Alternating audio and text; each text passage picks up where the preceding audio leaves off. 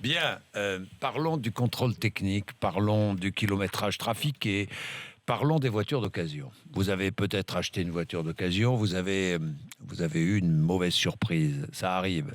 Dernière enquête de la répression des fraudes sur plus de 1400 établissements contrôlés en 2015. Écoutez bien, 1400 établissements qui vendent des voitures d'occasion. Le taux d'infraction est proche de 50% et toujours au détriment des consommateurs.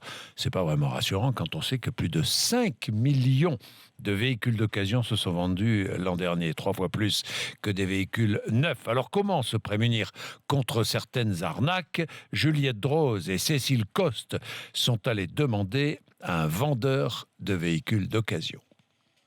Si vous voulez acheter une voiture d'occasion, le premier conseil que vous donne Gilles Agnal, le gérant de cette concession auto, c'est un conseil de bon sens. Ouvrez l'œil. Ce qu'on peut vérifier, c'est l'état général du véhicule. Vérifier le numéro de série qui est porté soit sur le pare-brise, soit sur le châssis de la voiture avec la carte grise. Autre conseil, avant d'acheter, n'hésitez pas à demander ce petit fascicule. C'est le carnet de santé de la voiture. Alors dans les mains, j'ai le carnet d'entretien du véhicule.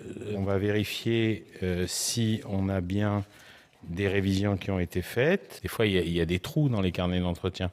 De 20 ou 30 000 km, c'est pas bon signe. Parmi les arnaques les plus courantes, la fraude au kilométrage, l'absence de contrôle technique. Soyez donc vigilants. Marie Taillard est chargée de communication à la répression des fraudes. S'il manque un document, s'il n'a pas le contrôle technique, si on lui présente le véhicule dans des situations d'ombre et si on a le moindre doute, on n'achète pas le véhicule. On va voir ailleurs. C'est grave, c'est un délit de tromper le consommateur. Un délit passible de 2 ans de prison et jusqu'à 300 000 € d'amende.